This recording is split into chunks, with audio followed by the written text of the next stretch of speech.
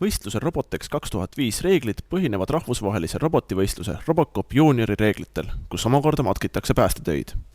Robot peab liikuma läbi 8–10 toaga maja, jälgides põrandal olevat musta joont. Seejuures on vaja tuvastada joonel lebavad rohelised ja hõbedased laibad ning tuua välja mängukaru. Punkte saab iga uue toa läbimisel 10 punkti, laiba tuvastamisel 10 ja mängukaru leidmisel samuti 10 punkti. Kui õnnestub karu ruumist välja tuua, saab 20 punkti ning majast karu välja toomisel saab robot 90 punkti. Juhul, kui robot ei läbi mängukaru majast väljaviimisel lühimat teed, antakse kuni 60 miinuspunkti. Võistlus toimub 2 etapis. Ühes läbib robot tundmatu maja, teise etapi eel on võimalik robot ümber seadistada.